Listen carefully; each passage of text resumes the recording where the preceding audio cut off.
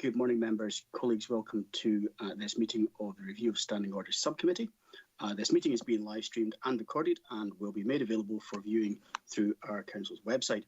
I can remind members to follow the good practice guidance, which includes muting microphones and switching off video when you are not addressing the meeting, please. Should you wish to contribute to any item, please write speak in the Teams chat function. You will be invited to speak in order about new issues. Should your question or issue be raised by a previous speaker, please withdraw your request so we deal with business as efficiently as possible. You may use the raise hand function if that is easier for you, and I will endeavour to keep track of those too. Usual standing orders apply, including that any votes will be undertaken by roll call. If any member has to leave the meeting for any reason, can I remind you to either leave the Teams meeting for that period of time or alternatively write leave in the Teams chat function and then join once you're able to rejoin so that we can record member presence accurately and, given the size of this subcommittee, ensure that we are quorate. We have several important updates to consider today, and I anticipate we'll get through those in our usual brisk manner. With that, can I go to item 1, Sidran apologies and Chair's approval of members' remote participation. Claire, can you provide the Sidran and any apologies, please? Thank you, Chair. Just to confirm, we have 4 members present this morning on Teams, as well as yourself. We have Councillor Hislop, Johnston and Wilson. We have Councillor Thompson present with us in the Council Hall. 2 members currently not present, being Councillors Brodie and Carruthers. Thanks, Claire. Naturally, I give my consent to the remote participation of the majority of the subcommittee. And if Stephen is able to use the chat function for request to speak, that would be very helpful. Otherwise, I'll rely on you, Claire, to make sure that I am not ignoring him. Item 2 is declarations of interest. Do any members have a declaration of interest they wish to make? Okay, I'll take it that there are no declarations of interest. Item 3 is the minute of the previous meeting of 25th May 2021. That is for noting. Are we content to note that? Take it that we are. Item 4 is the review of outside bodies update, which, as well as providing us with an update on progress, sets out a timescale for the further actions to be taken. Both Nick and Vlad, I think, are with us.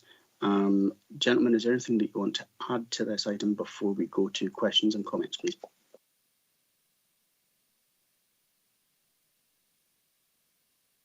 Nothing from myself. I'm not sure if Nick wishes to come in.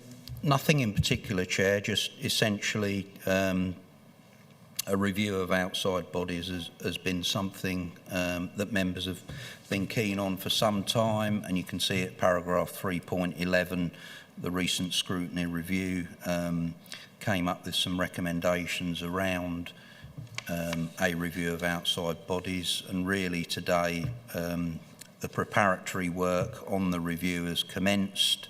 You can see it Appendix 2, which has been circulated as a supplement, has got the list of current bodies to which the Council appoints, and for the majority of them has got an assigned officer. We're still waiting for some information back on some of them. I think also within the Appendix R is a list of some of the bodies it's suggested maybe now defunct or no longer operating, and we're looking for members to agree the next steps as to how we take the review forward. We're at the point where we'll be going out to the organisations concerned to get their input as well before we embark upon member engagement as well. But that's all I'd like to say at this point, Chair. Thanks, Nick. I think that's very helpful. Before I invite other questions and comments, I had one myself.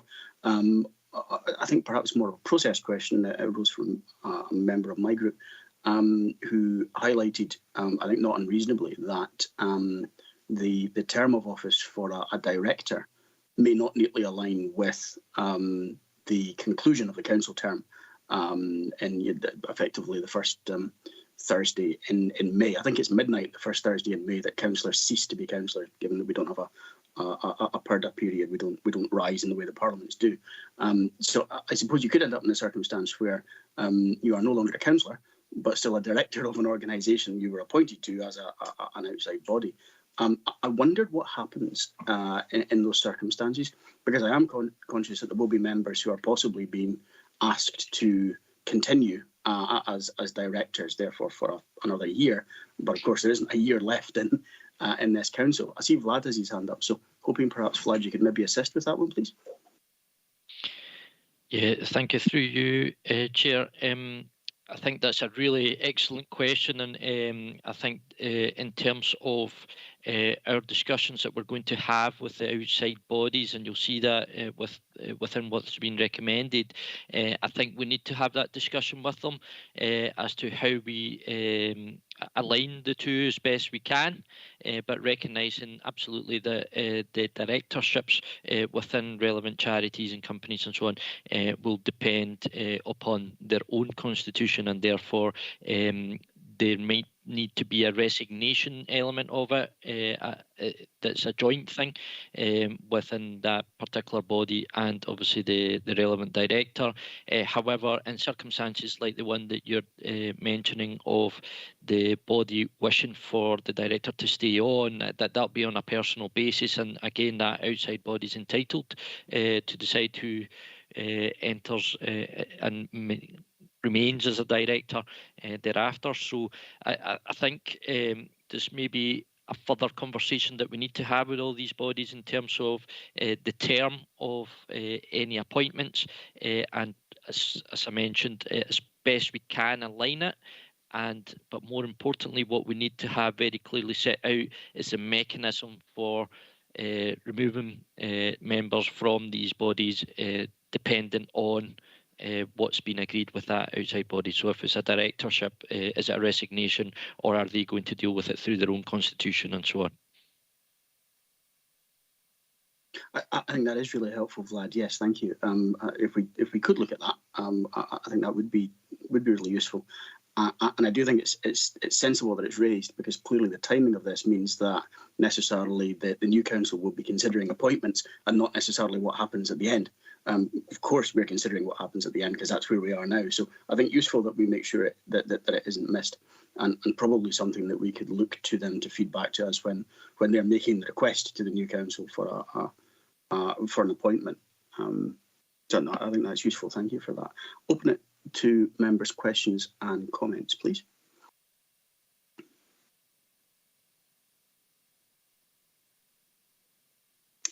Councillor Thompson. Thanks, Chair. It's just a little bit in relation to the timetable being proposed here. I mean, I'm presuming that the default, and I'm sure Vlad will be able to correct me, would be that nobody gets appointed to an outside body unless there's a reason why we should be appointed to an outside body, rather than we've got all these outside bodies, let's appoint to them and then figure out what we're meant to do in them. So the questionnaire, Appendix 3, I think it is effectively been canvassing groups in April, which is like the month before the new council, if you like. Would it not be worth asking them now so that we could be fully prepared at the time of the new council to know which outside bodies are actually outside bodies that meet whatever criteria is we feel warrants elected member appointment? Thank you. Thanks, Stephen. I'll bring Vlad in response to that one, please. Yeah, through you, Chair. Yeah, again, another good question. I take the point that the ways laid out in the table in page 11 of the papers very clearly states that there'll be outside bodies contacted to confirm requests that elected representation is required. I think the point of that is just a confirming of what we've already asked in the November to January discussions that we will be having with them from today onwards. So is that outside contacted using Appendix 3? And I think within that, obviously we will be asking whether they're wanting elected member representation by April time. Obviously what we're looking to do, and I'll be guided if Claire and Nick have a different view on that, but my understanding of that second step is simply just to confirm that position.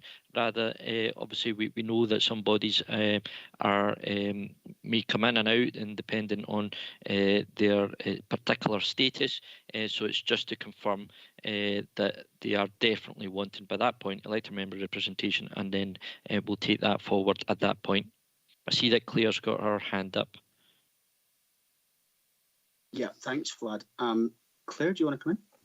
Okay, yes, thank you, Chair. If you look at the table, you'll see where actually the outside bodies will first get contacted November to January using Appendix 3, and just to confirm what Vlad was saying, that there's an opportunity just to confirm arrangements at the end. Aware we're working with outside bodies for a while, the information is sometimes a bit of a moving feast as well, so there's an opportunity to verify, go back after we've done a lot of the work too.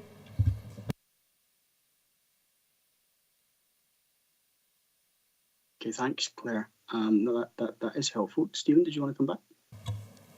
Yeah, thanks, Chair. No, that is helpful, I think, but I think what my main concern is that we could get lots of responses back saying, yes, please, we'd like an elected member for whatever role, but we might actually then think, well, thanks for letting us know, but it should really be, there's be an element of that where members should be saying, is that a party we want to go to? You know, we've been invited to this group, but is that really something that we ought to be? Are we sure that group has the right constitution or arrangements or governance in place? Should we be there as an observer rather than a member? You know, we might get asked to join as a member, but we might think, actually, we'll go but as an observer. Do you know what I mean? So I think we might need to go a wee bit deeper in terms of what comes back for some of the groups who we might have still questions about, even though they might fill in the form. I think it's just that check and balance that I'm looking for. Yeah, I do understand that, and fundamentally it remains a matter for the council to determine, having received a request, whether we wish to accede to that request. You know, that is always our decision. However, I do also see, and I'm trying to work out the correct order. I'm going to go to Vlad and then Nick, I think. I'm not sure if Claire's is still a legacy hand, but I'll check with Claire as well. However, Vlad first.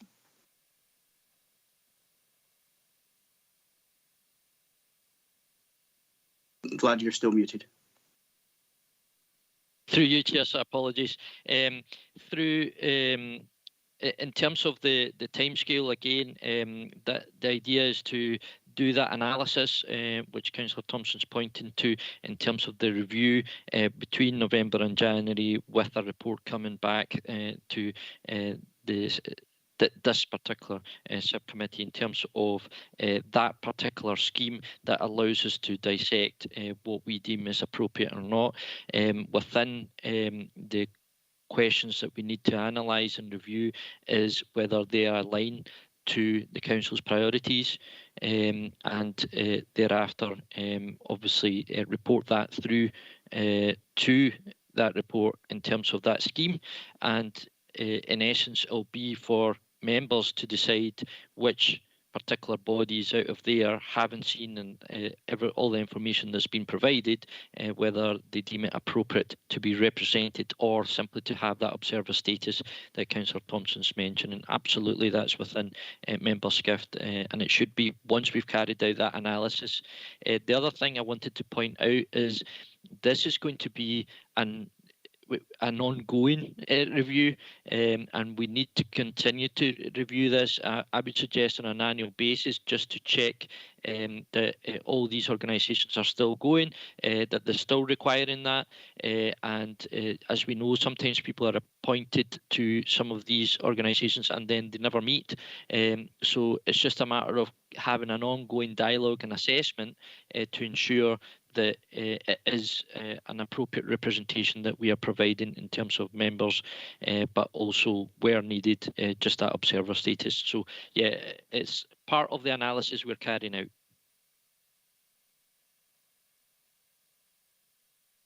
Actually, I think that's a really good point, Vlad. I'm delighted that you brought it up. I do think that there will be need for ongoing review of this, because I hope that we will see more outside bodies developed. I'm a big supporter of community empowerment, for example. So, I hope we see further outside bodies coming along. Some of those may want councillor representation. So I do think that there's something, or councillor involvement, because it's all our duty to represent. So I think that there probably is something about us having a quick check on this on a fairly regular basis.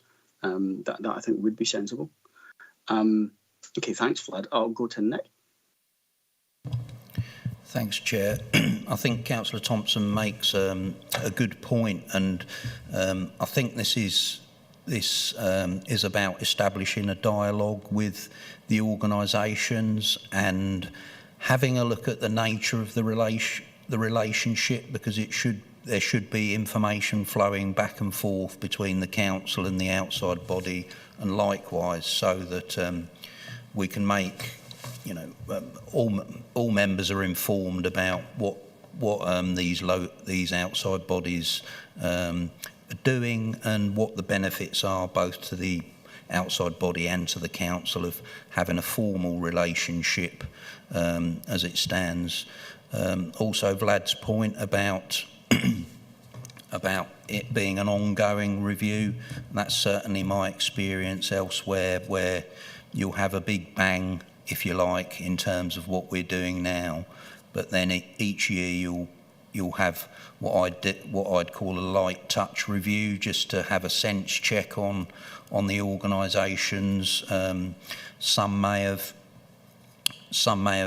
changed their focus or ceased to meet. Other new ones may have sprung up, which might be worthy of considering for membership. But essentially, it's about appointing members to those bodies where both the body and the council are getting something out of the relationship in terms of either engagement or awareness of issues, etc. Thanks, Nick. I'll go to Ivor next, please. Thanks, Chair. It's on similar points to what Stephen was saying.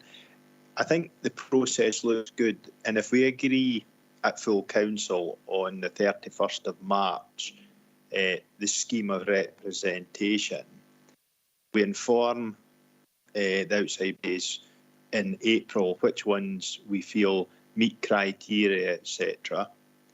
And then in May, we agree the new scheme.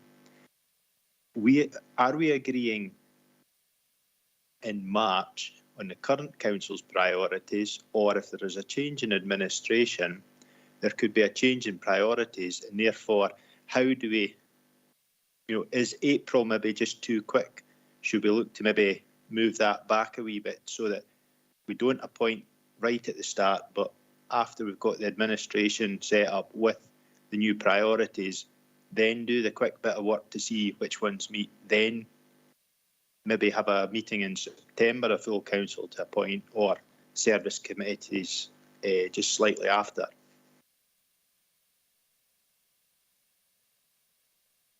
Yeah, I take the point, Ivor, because actually the appointments, just thinking of the previous first meetings of full council, the appointments to outside bodies have sometimes followed a little while later, haven't they? But not always. And it's absolutely within the gift of the council collectively to change its priorities and revisit which outside bodies it would wish to appoint to. But Vlad can maybe assist in terms of process. Yeah, thanks. Through you, Chair. I think another valid question, and I think subject to what Nick and Claire may have in terms of a view on this, again, I think we are looking at that final decision making being the 24th of May, taking on board what has just been said. Maybe we need to maybe look at that in terms of maybe making it a later date, but the ideal scenario is that the general principle of the scheme of representation of outside bodies is agreed before then. So the overall scheme, we do have to go with what our current council priorities are, but absolutely acknowledging that they may well change. I think if they change, I think we would need to trigger a revisal at that point of the scheme again, and that light touch that Nick's mentioning, I think, is what I would propose at that point in time, and saying, right, does it still fit into the more the new council priorities at that point in time, rather than making a decision en route, because the difficulty I see is just the logistics of getting this over the line to get the overall scheme reviewed, ascertain all that we need to ascertain, which is actually a big piece of work in terms of, as we know, in gathering the constitutions, the various standing orders for those organisations, and the membership, etc. So I think we need to do that piece of work and that analysis, and therefore continue with the schedule as we've got it. But if there is a change of objectives, I think we would then, and priorities, I think we need to review that. So that's the solution I would propose, but otherwise we would have to review the dates as mentioned previously. Okay, Nick, do you want to come in on that point? Then I'll go back to Ivor, and then I see Adam wants to come in. So Nick first. Thanks, Jay. It was just to clarify that normally the first meeting after the election is where we do the appointments to outside bodies, certainly those ones that need a more pressing appointment, if you like. So the one that springs to mind for me immediately is something like the IJB. You would do that sooner rather than later, but essentially there would be nothing to stop council determining to consider it after a period of time once the priorities are set, etc.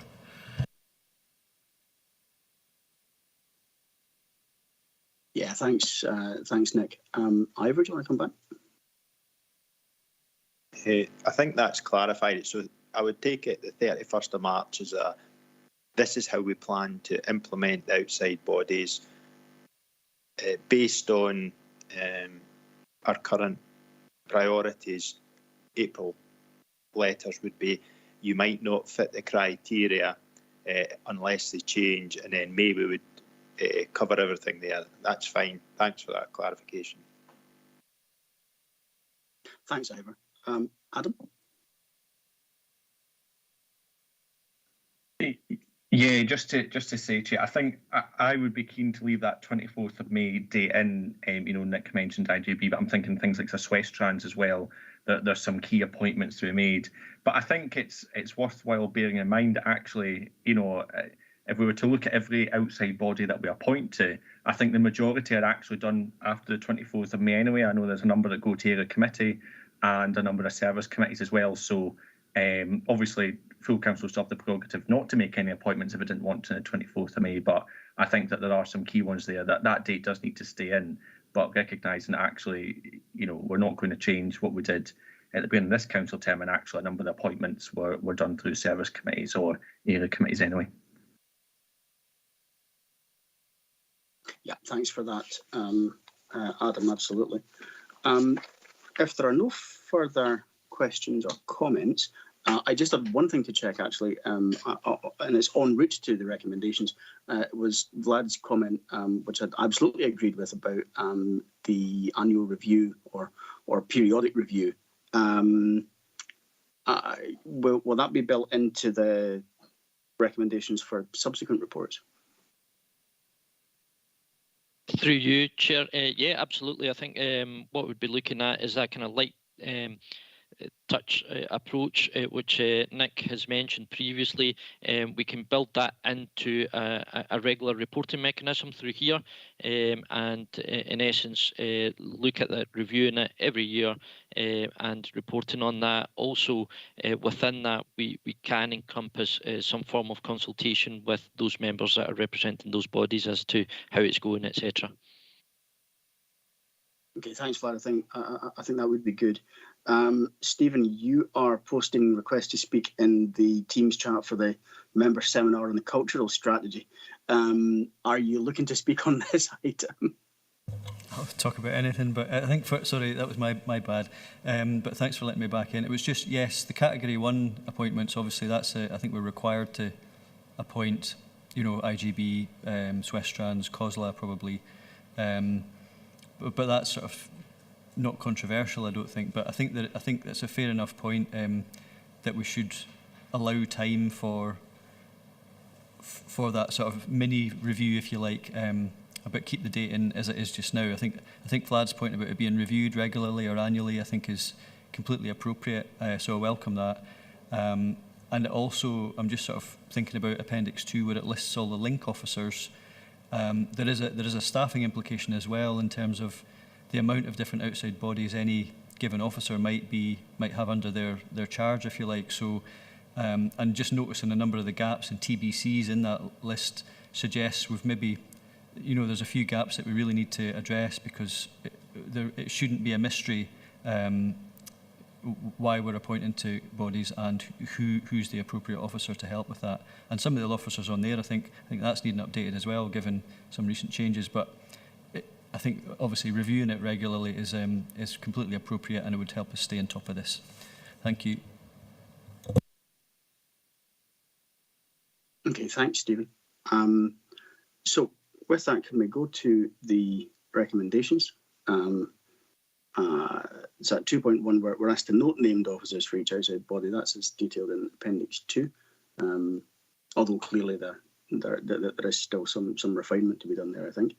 At 2.2, can we then agree the next steps? And that's as detailed at paragraph 3.23. Okay, excellent. Thanks very much, colleagues. Item 5 is Education and Learning Committee representatives, and this report arises from the decision at the joint meeting of the Full Council and Youth Council on 8 September 2021 to consider representation on the Education and Learning Committee. Nick, Vlad, is there anything that you wish to add to this report before we go to members' questions and comments, please? Again, I'll maybe ask Nick if he could give if he wishes to give an intro to this. Thanks, Chair. I mean, essentially, as you've summarised in your introduction, this comes from the joint meeting of Full Council and the Youth Council back in September, where a proposal was made to look at Youth Council representation on the Education and Learning Committee, which already has church representatives as well as teacher and parent council representatives sitting on it, some with voting rights, others not. Paragraph 3.5 sets out some options that could be considered in terms of the nature of the representation, if any were to be offered to the Youth Council. So the reports seeking members' views on the proposal, and ultimately the recommendation is around Education and Learning Committee receiving a report on the detail of how any proposal may work for them to consider. Thank you, Chair. Thanks, Nick. I'll invite questions and comments. Adam?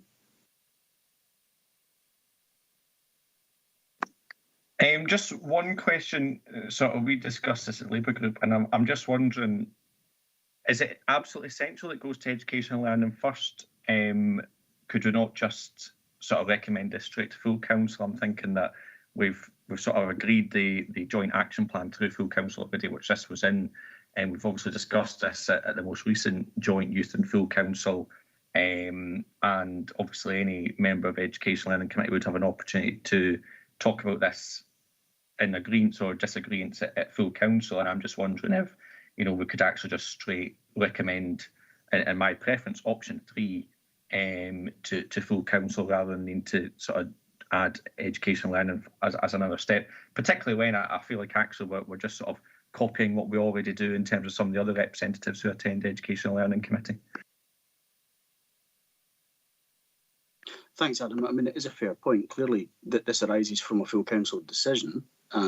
So, you know, if that is something we can do just to get it implemented, I'm certainly personally content with that. I support option 3, but I'll seek other views before getting some advice on how we take that forward. Ivor, you want to come in next? Thank you, Chair. It's with regard to option 3, which I think, you know, if you look at the other ones, the Parent Council and teacher representation, they're 2 members as well. Now, going from recollection, most of the youth councillors will be secondary age. How do the primary young people get a voice on here? Do we just ask the youth councillors to pick one of the 2 to represent primary and 1 to represent secondary? Or is there another mechanism so that we could reflect both primary and secondary at a youth level? Thanks, Ivor. I mean, I suspect this is one that we simply have to request the youth council have a look at, I should say, and work out their best determination of how to send us representation or who to send us. But I will seek advice on that. And Vlad, Nick, I don't know if you can assist with that, and indeed with the first point as well, please. I think through you, Chair, in terms of the first point that was raised as to whether it can go straight to full council, yes, it can. The question I would ask is, do members have sufficient information to make that recommendation? And I'm not sure that we've fully thrashed out some of these points, including that second question that was asked. And I think the proposal from officers was that it should go to Education and Learning Committee for that full discussion and feedback, and thereafter appropriate steps taken to take that forward. So that was the reason officers had lined it up in that way. However, recognising that this particular review standing order subcommittee can recommend straight to full council without going through that process. Yes, but do members have sufficient information in terms of the mechanics of how this would work? And I'm not sure that we've got that just yet, would be my gut instinct on it, but obviously members can take a view on that. Okay, thanks, Vlad. In terms of timing, if we were to recommend to Education and Learning Committee and Education and Learning Committee agree, and then that goes to full council, could we get it done by the end of the year? Or is that too tight? I'll revert to Nick and Claire in regards to the timing and scheduling of it. I mean, they can check on that just now, and we can come back to that point if that would be helpful. Let's do that, because I see I have Stephen and Adam wishing to speak. So if we could check on whether or not that is feasible. Stephen, you were next, please. Thanks, Chair. Yeah, I think the full council option is interesting. I think there's maybe something here about why only the Education Committee. I mean, I know we have representatives from other bodies on there with different rights and roles, if you like. So it might be better to take a more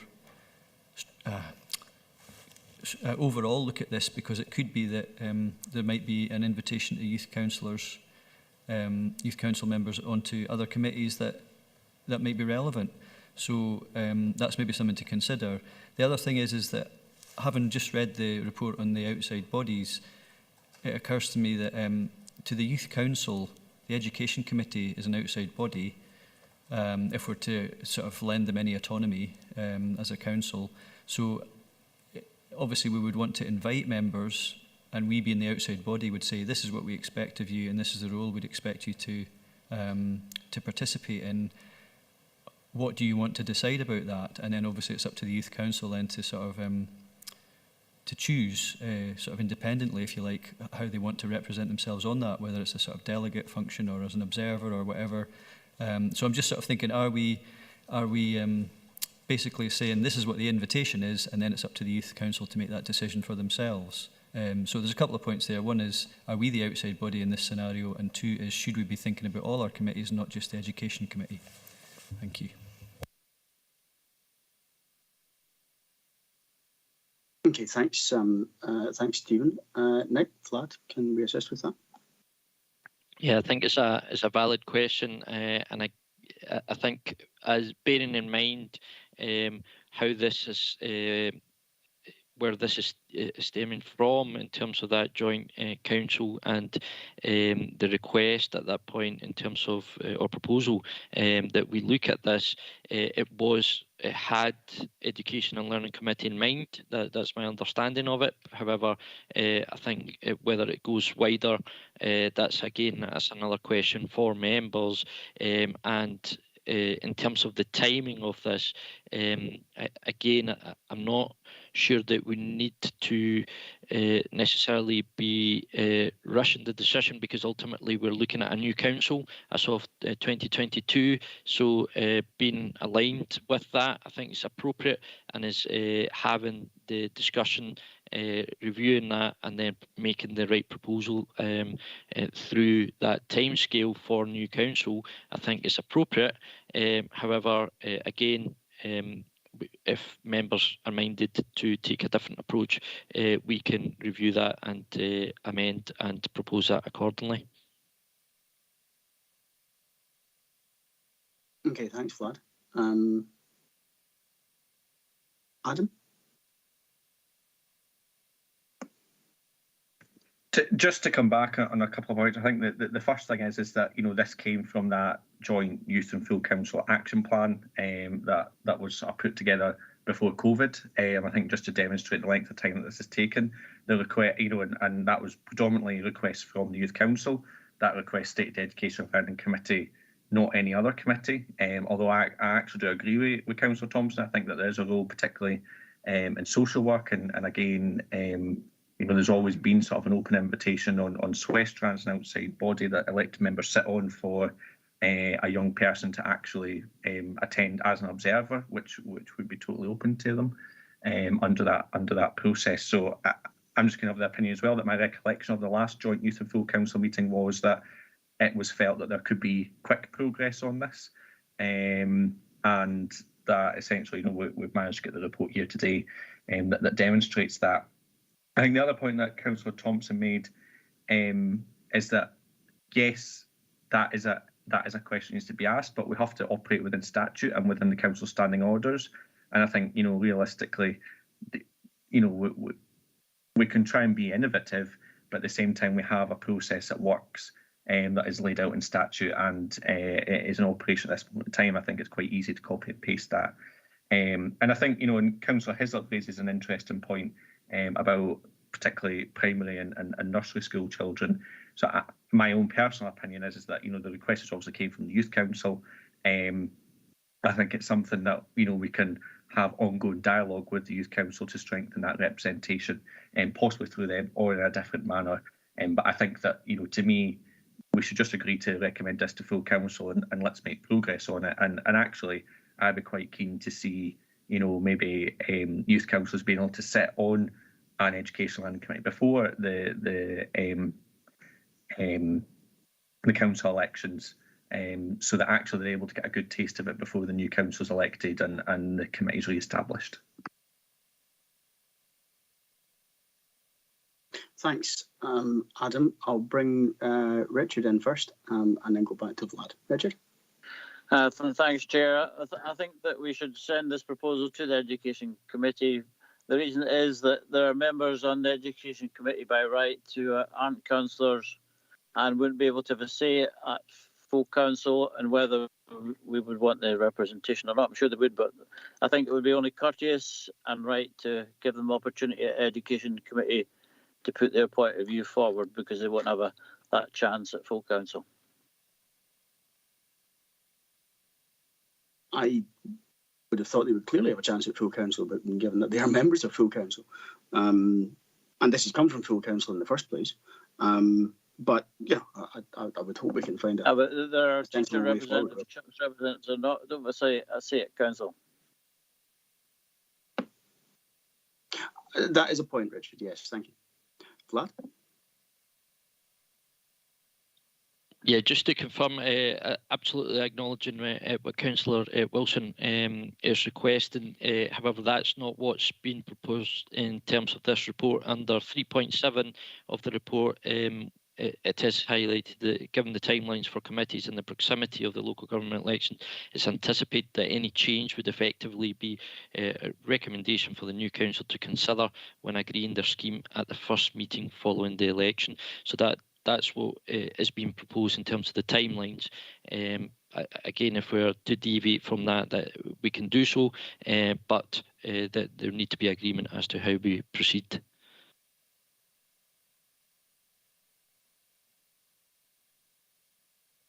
Thanks, Vlad. Appreciate you reminding us of that. Richard, your hand's up. Do you want to come back in?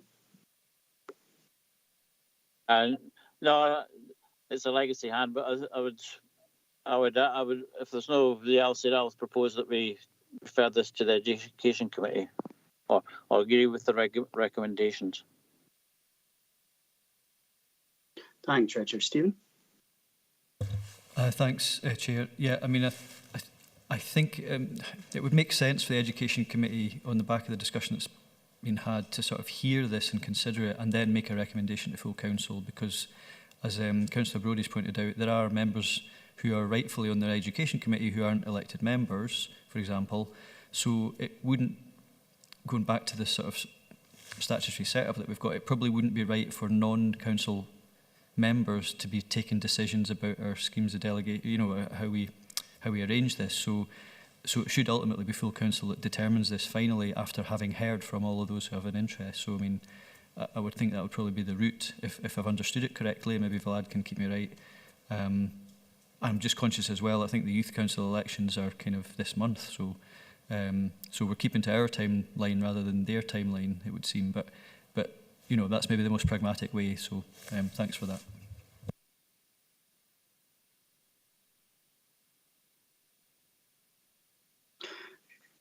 Okay, thanks, members. I will check in case we have any final comments before we go to the recommendations. I think we're not entirely agreed about where this is going to go. I do think that there is agreement that we should be doing it, and given this comes from full council, that would be strange were it not the case. However, Adam, I think you want to speak, and then we'll go to the recommendations. Sorry, I was just going to come in with,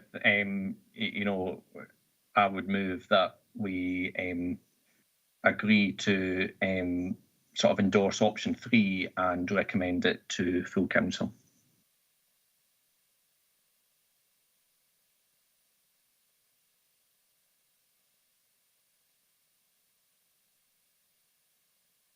Okay, thanks, Adam. I'm actually happy to second that. I'd like to see this. I think in terms of building confidence in the relationship between the two organisations, I'd like to see this taken forward as promptly as we are able to do so. But I recognise also we have a proposal from Councillor Brodie to go with the recommendations as they are. Richard, do you have a seconder? Or will I will pause to check whether there is a seconder, given we are mainly online.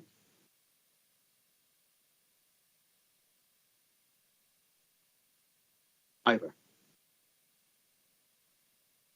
Could someone remind me, the parent council representatives, when they were added to the committee, did that go before education, before it went to full council, or was it straight to full council that we decided that parent council members? Because I think we should be consistent here. I understand Adam's, and I would actually normally support Adam in this, but I think we have to show consistency. We can't show one group being favoured over another. So does anyone, or can anyone remember whether the parent council representatives went straight to full council or were considered at education then to full council?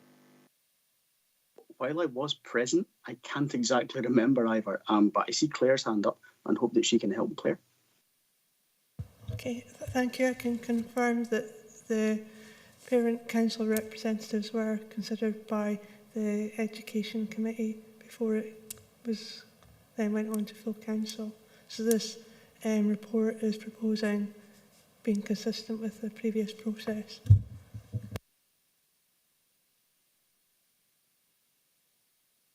Okay, thanks, Claire. Ivor? To be consistent, I'll second Councillor Brodie. It appears that we then, in fact, have a motion and an amendment. I can't remember the last time we went to a vote at this committee, but it would appear that we do. So, Claire, can you take us through the probably quite short roll call, please, on that?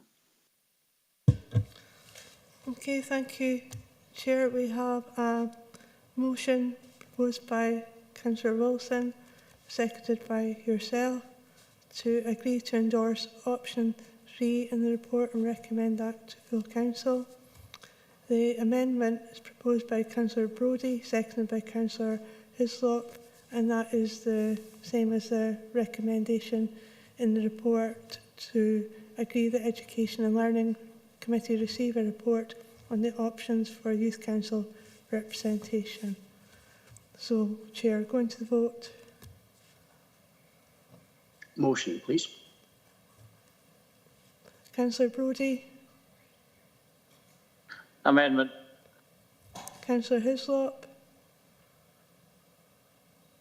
Amendment. Councillor Johnston. Amendment.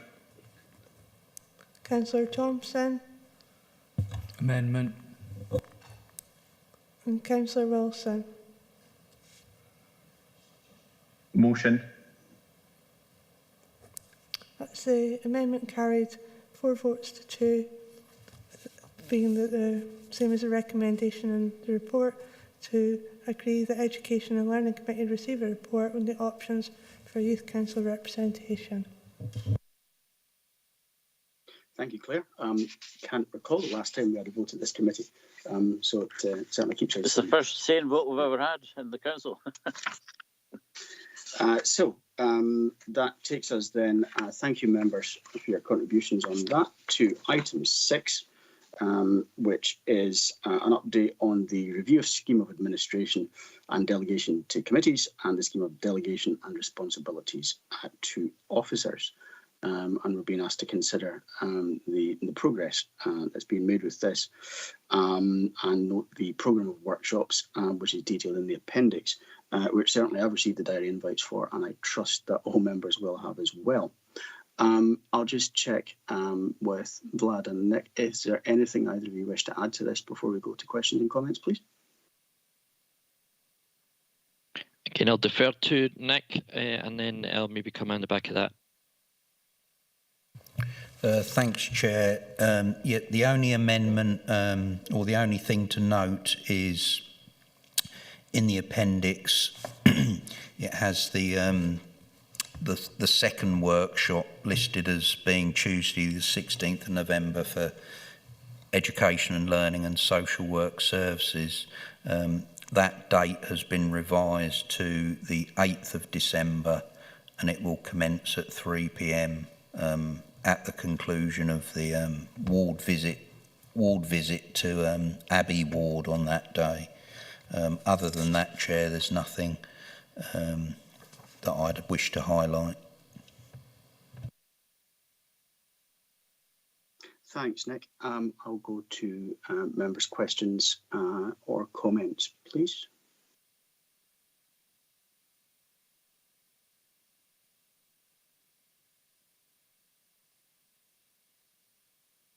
I'll allow a pause in case anyone is typing frantically, but it does appear that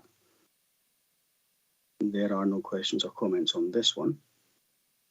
So are we content then simply to note both the progress and the programme of workshops as detailed in the appendix and subject to the update that Nick gave when he introduced the paper. I'll take it we are content with that. Okay, members, thank you very much for your time and your contributions. I have no further business, and so we'll close the meeting there. Thank you.